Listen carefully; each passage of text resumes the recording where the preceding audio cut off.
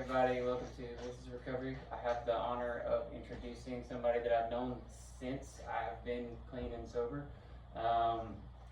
He's been my sponsor for almost that whole time, and he sponsors a whole lot of other guys too. So he doesn't just help me in my life, he helps a small baseball team work with people in their lives too. And you know, just recently, I have the honor of being able to work with him now too, so that's a plus too. But he's a great guy and he's got a good story, so everybody enjoy. Thanks. Brad Luty, by the way. Brad Luty. Woo! All right, Brad. All right. I don't know how long this is gonna last. Depends how much time y'all got. Maybe just go for a while. As Chris mentioned, my name is Brad Luty. I am a person in long-term recovery. I've been sober for 9 years, 4 months, and 8 days.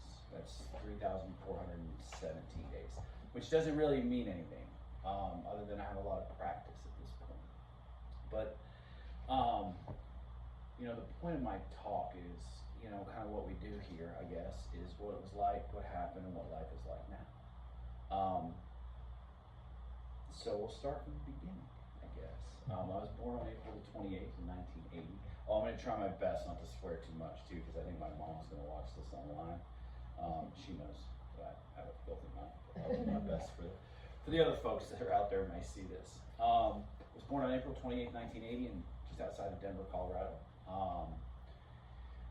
We lived there until I was 5. I moved to, my family, I didn't move at 5 to upstate New York, but that's where I spent most of my formative years, in the Catskills, about 2 hours north and west of New York City. I grew up in a really wonderful home. You know, I grew up in a home full of love.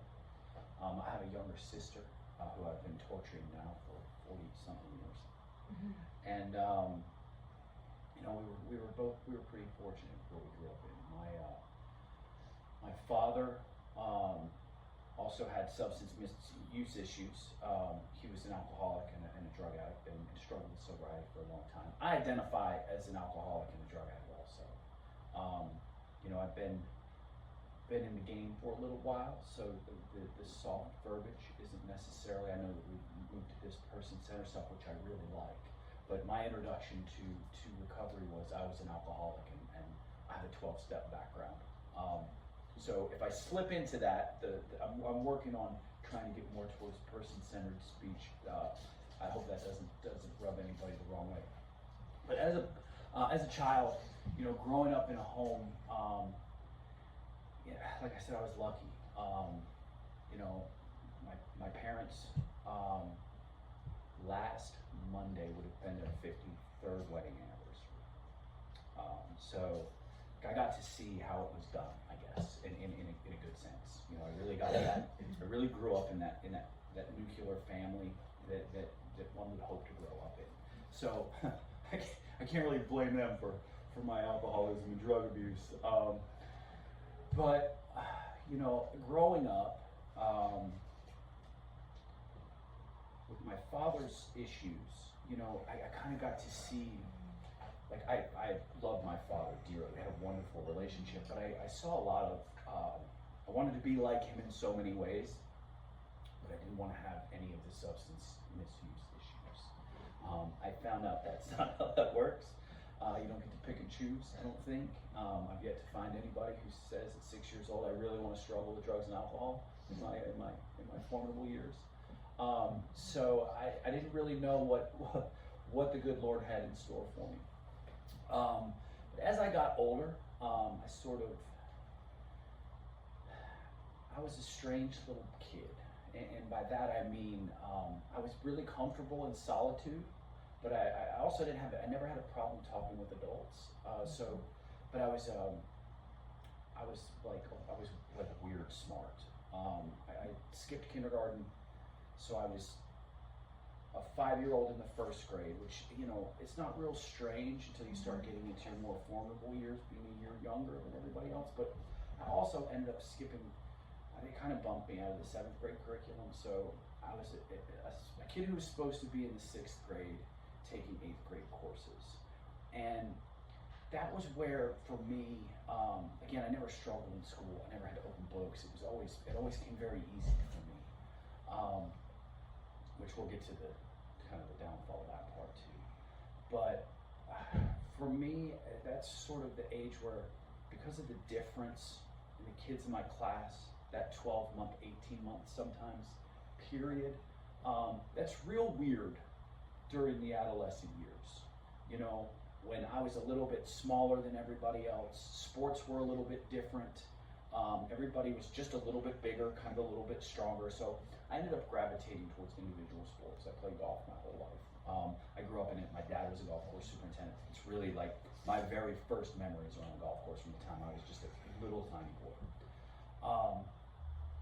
And I think that that's where, you know, again, I grew up in that home of love, but I was always a little bit different. I was kind of the weird, smart kid, but I was also a little bit smaller than everybody else. And, you know, as time went on, I didn't necessarily, I always had friends, but I always kind of had this unsettled feeling like I didn't belong, you know. And because I was personable and I could talk to anybody, there was never a whole lot of glaring,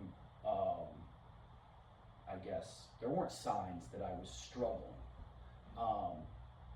So I would say that I probably, because of my dad's issues, my first drink wasn't necessary, my first drug wasn't a drink. I started smoking pot maybe 14 or 15. I guess I was young, I don't know. Everybody I talked to started smoking pot at that age too, but I hang around with y'all, so I don't know what the earth people do.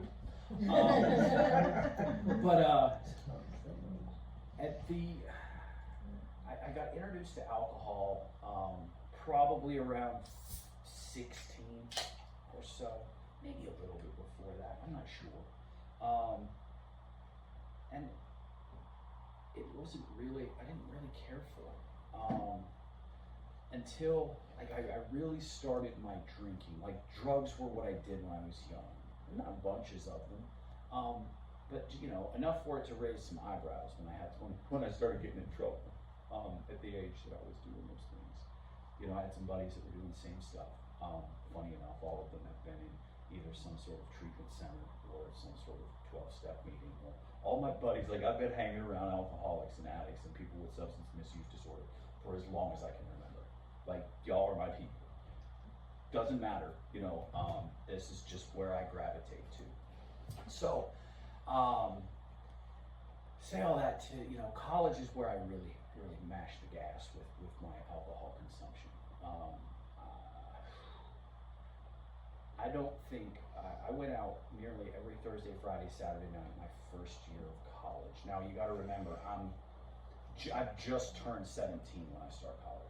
17 in a couple of months. I couldn't even buy cigarettes. I had to have my college roommate buy me cigarettes until my last week of my freshman year, because I wasn't 18 yet. But I found out really quickly that I was not very prepared for what college looked like. Everything had been sort of spoon-fed to me in a small school. It was kindergarten through 12th grade, 600 kids. Like, K through 6 was downstairs, 7 through 12 was upstairs. 39 kids in my graduating class, so I'm from the middle of nowhere. Then I go to Penn State and I've got 10,000 kids in my class, and I was given free reign. And that was really the first sort of, those were the signs that I was not a very good steward of my own life. I've proven to be pretty irresponsible, and not really knowing better, but not being able to do better. Somehow I finished college, but about the time I turned 21, and I had, because I finished school, I wasn't 21 yet. I finished a 4.5-year program in 3.5 years. I had taken college courses my senior year in high school.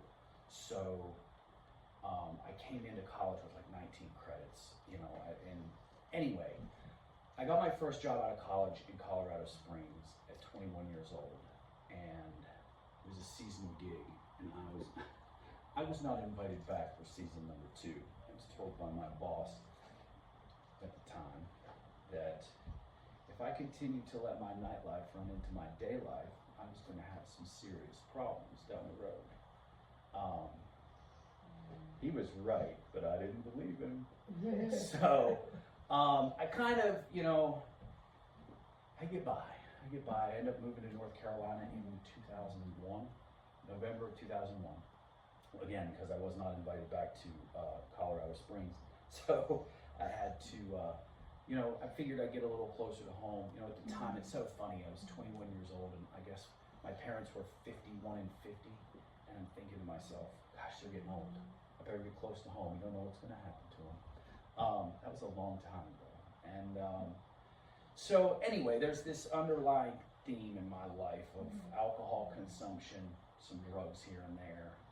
Alcohol was really my first love, but that's only because I met some other substances later in life.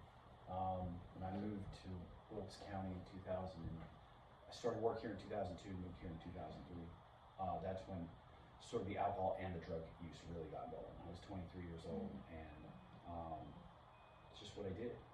I look back on my history of drinking, and there was never any casual. There was never a couple of beers with the boys. It was, once it started, it stopped when it stopped. There was no choice for me. I think I was genetically predisposed to alcohol abuse. Everything I learned from my dad, everything I learned about alcoholism, I learned from him. Again, I learned so many wonderful things from him. He and I had a great relationship. And I remember I was about 15 and I asked him, I said, Dad, how do you get up and go to work every day being hungover? And he laughed at me.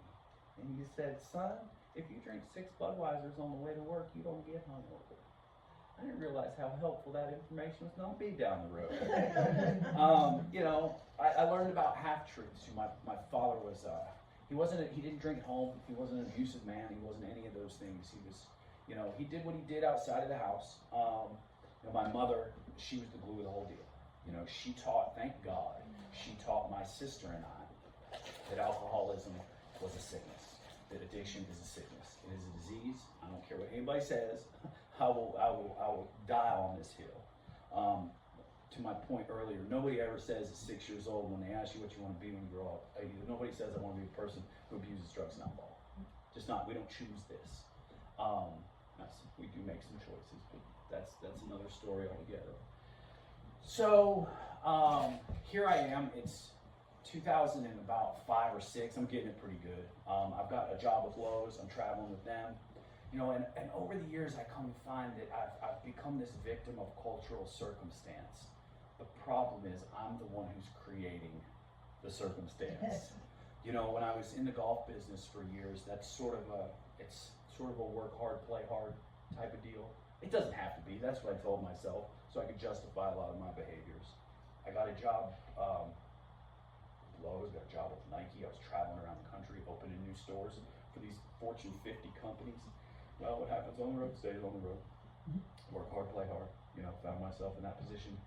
I ended up leaving that place in the world, and I got a job. It was 2008, 2009, and the financial crisis had shut down anything that was new store expansion. So I didn't realize I pigeonholed myself into this little niche sort of section of the world. So I got into the insurance business. Again, now I'm my own boss. So I can do what I want. If I want to have some drinks at lunch, that's what I'll do. So now I'm sort of left to my own devices as my own boss. Again, terrible steward of my own life. Like I need structure, or I thought I did. I just needed structure and I'd be okay. Turns out what I needed was sobriety. But ends up, I do that. I didn't really flourish, nor did I flounder in the insurance business, but I managed to make ends meet. But what really got me going was I was asked to become a bartender in 2009. I was going through divorce numero uno, and I said, this is perfect. I had just started this job that was commission only. I'd never had a job like that before. I was like, well, I'll get a bartending gig that'll supplement my insurance job. All insurance did was supplement my bartending gig, because as it turns out, I was pretty good at that. So years pass. drinking has started to really accelerate. It's daily. And I decide, my buddy and I get this bright idea to buy a bar, which is great because when you are an alcoholic, someone who likes to drink all the time, a bar sounds like a really good idea. It's not. So I get into the bar business, literally buy a bar downtown North Wilkesboro, my business partner and I, and I think that we have arrived. I have arrived. This is what I've been looking for. I have no idea. I've bartended for like 2 years. I have no idea how to run a restaurant. It took me 18 months.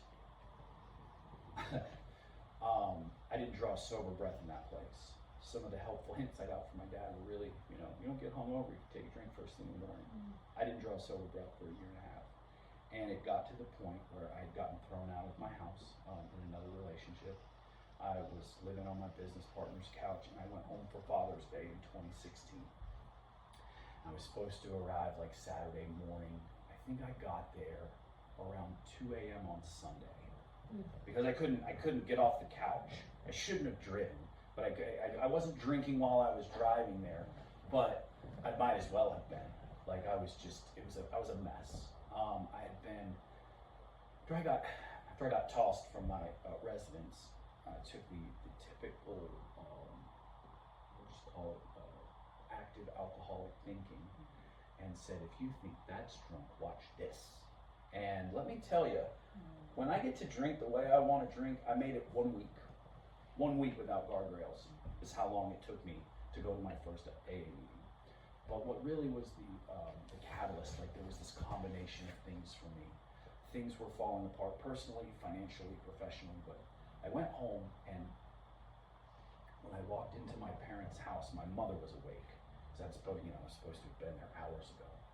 And for the first time in my life, I looked at her, and she was scared for what was happening to her son. 600 miles is a really good buffer to hide your issues. If you don't have to see your parents, but maybe once or twice a year, you can hold it together for a long time before they really understand what's happening. Of course, they knew that I drank and probably was engaged in some other less than savory behaviors. But this was the worst it had ever been. And I decided that evening that I wasn't going to drink on Sunday for Father's Day.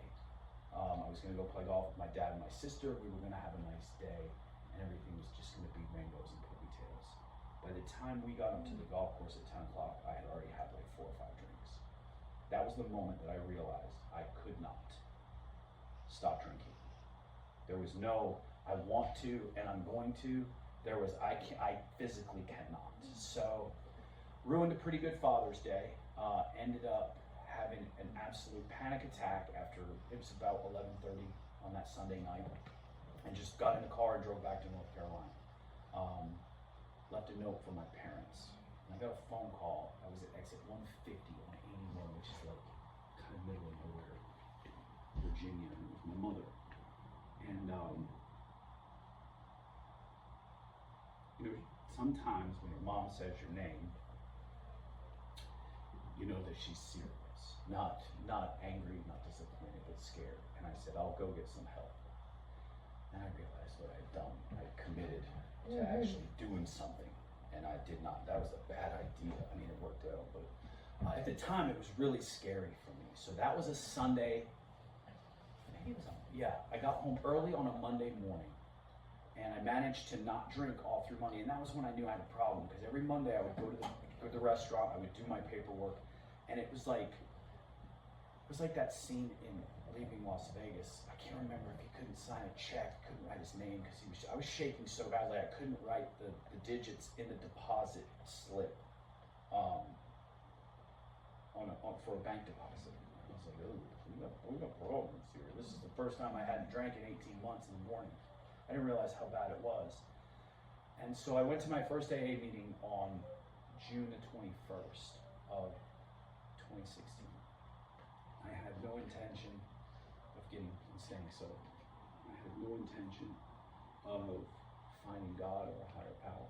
And I certainly had no intention of becoming friends with those people. No, none whatsoever. And so when I got there, right on the number. When I got there, I ran into this dude that I used to drink with, and I was sick.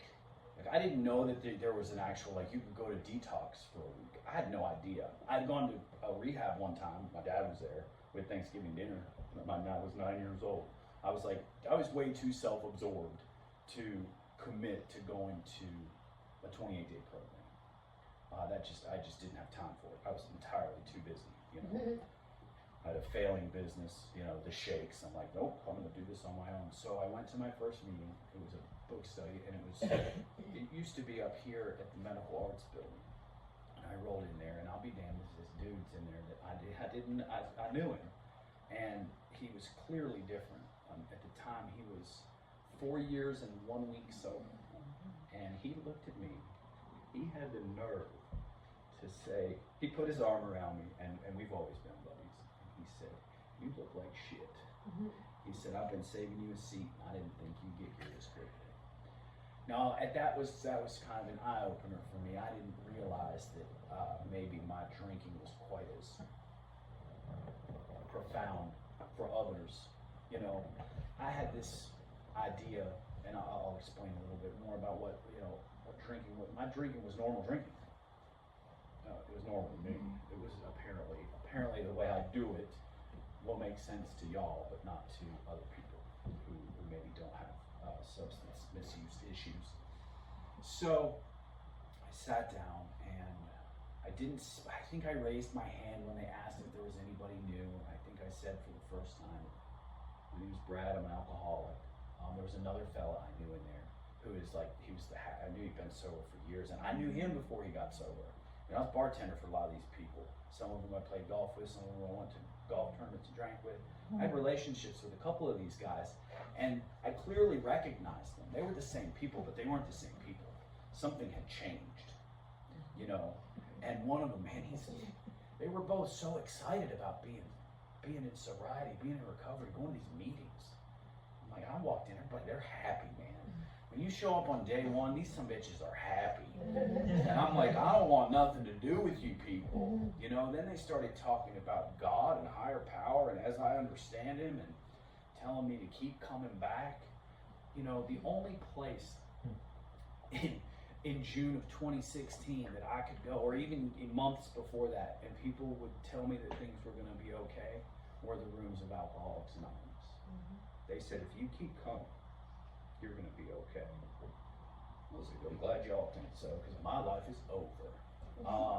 I'm never gonna be able to do anything ever again. And it just shows you I don't know shit. I don't know anything about anything. You know, most of the time what I think is gonna happen is not going to happen.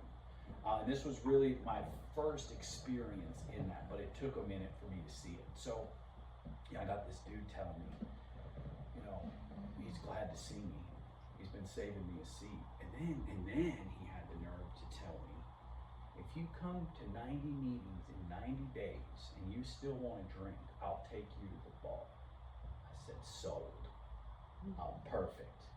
That sounds like, I'm going to do everything you people tell me to do, because this will not work for me. But I'm going to do it. I'll do everything you tell me to do. Damn, it works. I'm just going to tell you it works if you do what they tell me. So I'm going to fast forward 90 days. I pick up my 90-day chip at my 168th meeting.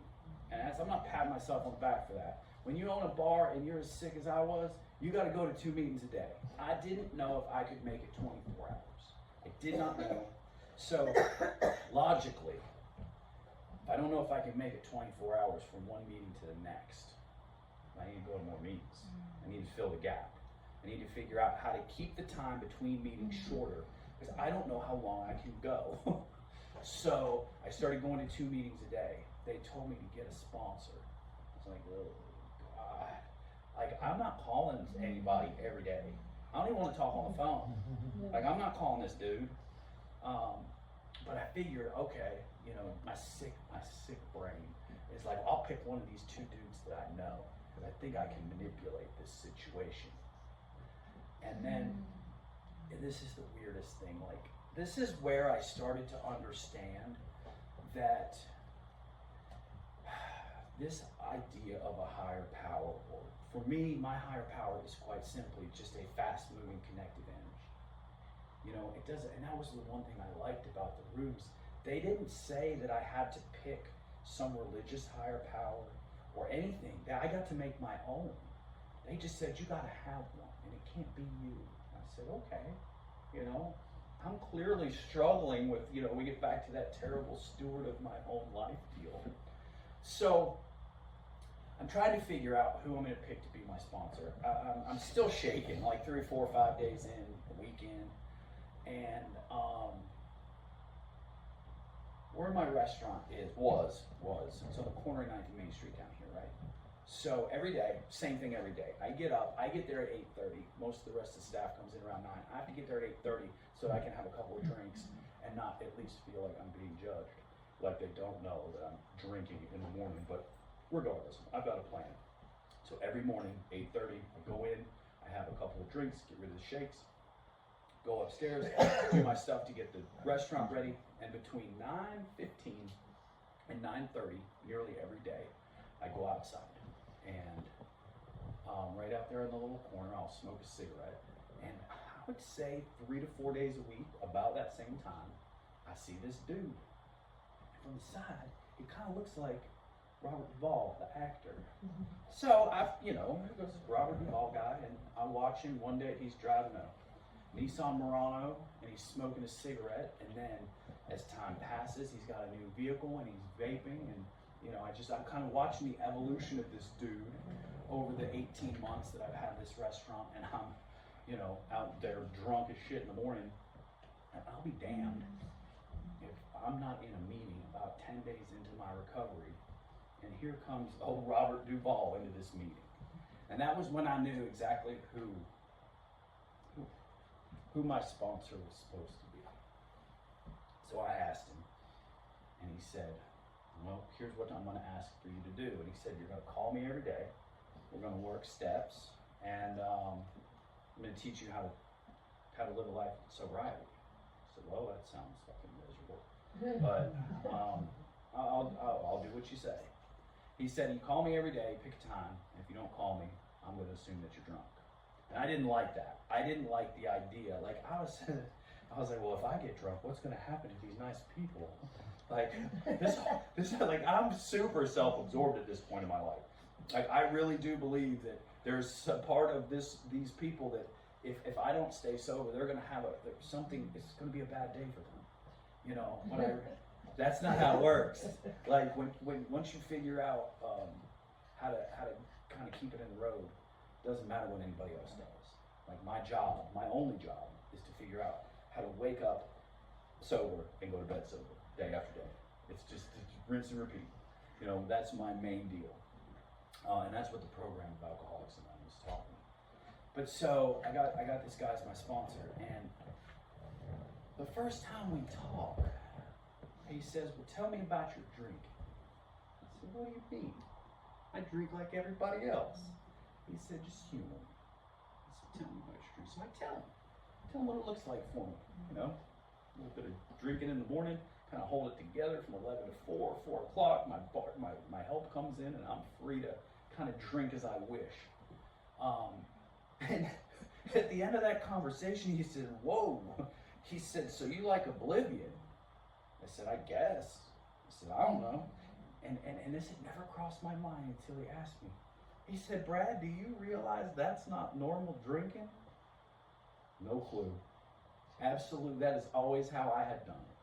It was always all I could get, as much as I could, in an effort to try to maintain for as long as I could before I passed out. But I was never any good at it. Well, there were some things that helped along the way, but for the most part, so that's kind of what my drinking looked like at the end. It looked like it was maintenance drinking. There was no fun in it. The fun had left long ago, but I did not know what to do.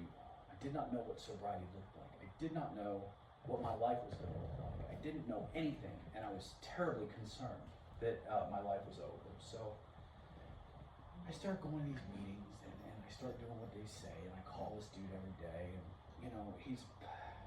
he's really kind of poo-pooing some of my bright ideas. You know, I'll call him and tell him I'm thinking of doing something. And there's two things he says to me. He didn't say this much in the beginning, but he says to me these days, that sounds like a pretty good idea. But that sounds like something a sober, grounded individual would do. The other thing he says to me is, now that's not something that I would do, but if you want to do that, you go ahead and you call me and let me know how it goes. I do not do that thing. Whatever that is, whatever elicits that response. I've done it once, it doesn't go well. So I started to follow this man's guidance. I did as he told me. Called him every day. I read the damn book. And I started working steps.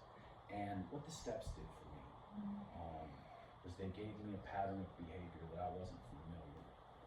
I didn't know that all of my issues were pretty much of my own doing. And I'm not saying that there weren't things that happened that were, traumatic or difficult. What I'm saying is, it gave me an opportunity to see that some of my behaviors existed before I ever started drinking or taking drugs. There was a mindset, there was some patterns of thinking, some spiritual sickness, the malady that the book speaks of. So what I had to do was figure out how to understand these a little bit better. We talk about the first steps. And like I said, I didn't come into the rooms of Alcoholics Anonymous as some sort of spiritual person. I didn't come in as a religious person. I thought I was an atheist. And then I found out that you had to be just as disciplined to be an atheist as one has to be a conservative, or a devout person. I wasn't, discipline's not my thing. I needed this broad, roomy highway that they talk about. So I got to build my own higher power through this process, which was really cool for me because I had always rejected anybody else's thoughts of what God was. Like I don't know why. I don't know if it was the rebellious person in me, if it was the logical part of things that I couldn't quite understand, or if it was just me wanting to tell people to go kick rocks. That's probably what it was, just to be argumentative, to be honest. And so I kind of started this journey to better understand what I thought my higher power was. And that's what the steps did for me. It gave me a list of things that for the first step that I'm powerless over. The fact of the matter is I only have control over two things. That's my attitude, my actions. When I remember that, my day is a lot easier. That's it. Attitude and actions. That's the end of the list. The second step showed me this insanity list of things that I did that were just crazy. But there's only one thing on the list I had to get over, and that was thinking I could drink safely, to do drugs safely. Everything after that goes away if I quit drinking and doing drugs. I was like, how about that? All of this shit just popped out to me like, whoa, look at this. I've been lost in this haze for so long, I just sort of lost track of things. I get into these inventory steps, the fourth one, and it shows me that pattern of behavior where I can take a look and say, okay, I want to change these things about me. Not because I'm hell-bent on changing, but because I'm sick and tired of the consequences. I'm sick and tired of hurting. That's the only thing that gets me to change, is getting kicked enough times that I'm like, this sucks. I'm going to do something different. And the only way to do something different for me was to change me. It didn't change who I was. It changed a lot of my habits and my thinking. Most importantly, it's changed my perspective. The way I see the world is completely different. Not a damn thing's changed out there since I got sober. Nothing. Except the way I see it. And when I can see things in a different light, I don't have all of this shit that I've got to sort through because I'm blaming everybody for all my problems. Or how dare you treat me like that, When I started looking at those experiences and seeing that maybe those people were treating me like that because of something I did, I better change the way I behave. And then once I can sit with what I'm doing, everybody else's shit doesn't bother me. Not one damn bit. Y'all have at it, whatever it is you want to do. But so, I do that inventory, I tell my story, and that was the other thing. Like, I think a sponsor's job, and what my sponsor was so good at, was the practical application of this new spiritual way of life. He made it very simple for me and easy for me to digest, and was very, very just direct about it. But the cool thing was, and I think one of a sponsor's main jobs is I need somebody to tell me it's going to be okay when I tell them the shit that I don't want to tell anybody. And we did my 5th step, and we rode around all around damn Wilkes County, a little bit in Iredale. I don't know where else we went. And at the end, I expected him to kind of kick me out of the car and tell me, don't call me anymore. And he said, if there's anything else you think of, call me, we'll talk about it. Have a good day. That was the end of it. The 6th step for me was taking a look at the defects that I found in the 4th step. Taking the 7th step and asking the higher power that I got to build. And that's the trick of it all. Once I build a higher power that I can believe in, whatever it is, I can't claim that doesn't work for me. That was the beauty of it for me. It was like going to Build-A-Bear. I could build my own damn higher power. I didn't know I could do that. So looking at 8's in 4. That's my list of people I've harmed. There's a couple of those. Then I make amends where it's not going to injure myself or others. Some apologies. I'm not looking for absolution. My job in my amends process is to say, this is how I perceive the situation. How can I amend it? How do I make this right? Whether it's restitution financially, maybe I've got to change my behavior. For me, I started with the layups, man. I went to my parents. They're like, just keep doing what you're doing. I talked to some friends who I owed money to. I talked to some other people that I had hurt. And, people, in my experience, when I get clean and sober, they're a lot more tolerant of you. Who knew? And then I get into these last 3 steps, which is these maintenance steps at 10, 11, and 12. A daily inventory. Basically, my 10th step, if I feel yucky, it's because I'm in Brad's will. I'm doing something that's selfish or self-centered. And I, today, because of the years I've spent in this program, I feel gross. And it's not anything, it's just different. The 11th step for me is probably the most important one, other than 12. But this sought through prayer and meditation, which I'll talk a little bit more about that, about the evolution of my recovery for a few minutes, and then I'll button it up. But 11 and 12 are super important for me because 12 is practicing these principles in all our affairs, carrying this message to other alcoholics, to other people with substance misuse disorder, to other people who need help. And it's not just, the book talks about we have to treat other people as if they're sick, if they do things that we want. I had to get to a point where I realized that maybe not everybody's sickness is the same as my sickness, right? Not everybody's got a problem with alcohol. Not everybody's got a problem with drugs. Maybe it's depression. Maybe it's some other sort of challenges with their mental health. When I can look at people and look at them as sick, not from a pity standpoint, but from an opportunity to give them grace standpoint, that's when I start to get better. That's when I can be impactful. That's when I get to carry this message. I've had conversations with people, employees especially, who they don't know shit about the 12 steps. But I'll say something that I've stolen straight out of an AA room or an AA room, and they'll look at me like I'm some sort of prophet.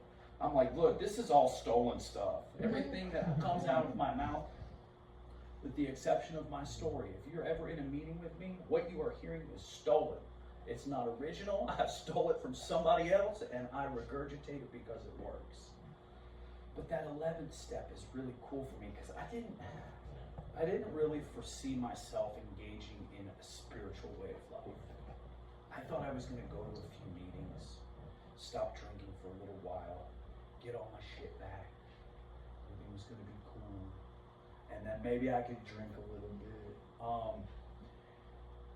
Fortunately, the people that kind of pushed me out of their lives when I first got sober, they pushed me out for a while. So I was forced to continue to go if I wanted to still keep up the ruse that I was, and it just stuck. I just went to so many damn meetings that it became appealing to me. I kind of stayed sober by default, more out of codependency than a desire to do better for myself. But so trying to engage, my problem is my humanity. I think sometimes because I go to these meetings and I engage with my folks in recovery, that it absolves me from being human, but that's not it. I'm still gonna break a couple eggs along the way. I'm gonna say some things I shouldn't say. I'm gonna learn lessons the hard way. They're not nearly as hard as they used to be. But what I find is, what I've learned, after some rug pulls, and I thought the silver fairy was gonna show up right on the head, and everything was gonna be just rainbows and puppy tails and sunshine. That's if that what happens to you, congratulations. That is not the way my recovery has gone. It's been full of ups and downs. You know, I had these reservations in the beginning that I kept in my back pocket. They're dangerous. If you've got them, figure out how to get past them. Because they were, if I lose my restaurant, if I lose my dog, if I lose my relationship, if anything happens to my parents, my sister, if any of these things happen, that's going to be a justifiable reason for me to go out and pick up a drink or a drug. In sobriety, I have lost that business. I've had a dad die. I've had a dog die. I have lost a couple of relationships. I've behaved in ways in sobriety where people have asked me if I started drinking again. That's a gross feeling, but I didn't pick up a drink before.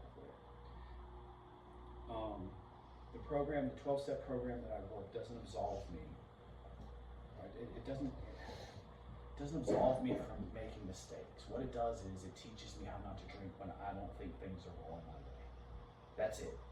I'm gonna have some shitty days in recovery. I'm gonna have some shitty days in sobriety, but they're never as shitty as they are because I have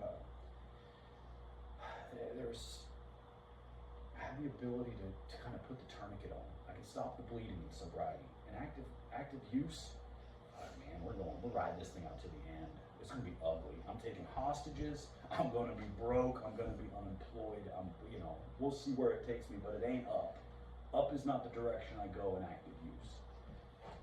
So I spent years in the rooms, and I still go pretty regularly, but through this 11th step, which is, I guess maybe, I don't know if it's the point of my talk, but 11 and 12 is sought through prayer and meditation. It has introduced me to a lot of really neat things that aren't necessarily 12-step based, and it's opened up my eyes to understand that there are different paths to recovery. Abstinence is the path that I choose. Abstinence is it's a necessity for me. I have no throttle. I have a switch. It is either on or it is off. There is no in between. I have no reservations about that. I have no issues. I know that if I pick up a drink, the only thing I know that there will be is more. And I don't know when that stops. But so it opens the door for me to things like refuge recovery, and Dharma recovery, and all these other paths to spirituality. Like the 12 steps, these anonymous groups, they don't have the market cornered on sobriety. You know, I don't go into 12-step rooms and start beating a Buddhist drum.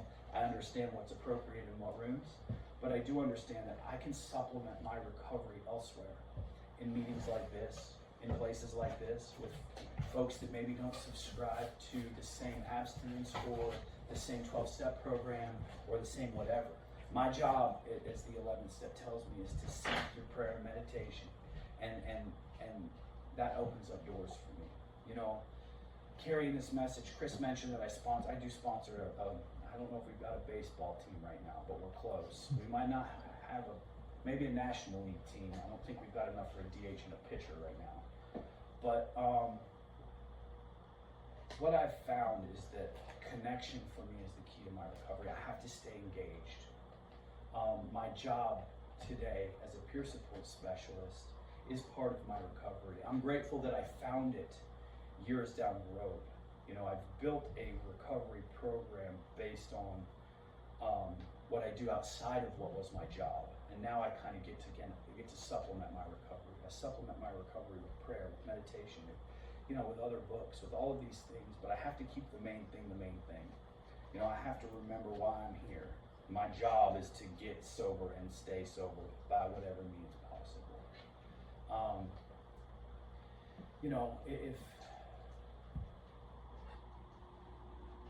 If this were easy, there wouldn't be anybody in this meeting today. I'll just be out there being sober and shit. I need a community. I need a family. I need you people to help me maintain my recovery, my sobriety. I need to engage in things like this. I need my phone to ring 5 times, 6 times a day with the guys that I care about, calling me and asking me how my day was, how was their day, to call me and say that their fucking hair is on fire, and then we figure it out without taking a drink. So I appreciate y'all being here. I don't think I've got anything else to share other than if you're new to this damn thing, keep coming. It's not a one size fits all. It's not a it's a weird journey, man. It's, you know, and we find our ways different ways. So, you know, if you've got questions, if I can help you in any way, I'm always around here or there. I'm glad to help. But, you know, if you're trying to find your way into sobriety, into recovery, stick with it. Keep coming. I don't care where you're coming, keep coming.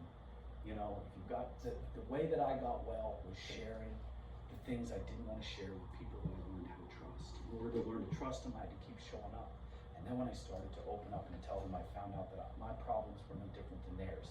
The only thing that they had done was they solved their problems without drugs and alcohol. And then if I could take what they did and apply it to my life, it would by default be better. And that's what's happened today. Like, I don't know, it's pretty damn good. I'm not gonna lie. I'm not gonna tell you that I've got huge problems. You know, what I've got is a life that is, I'm reasonably happy all the time.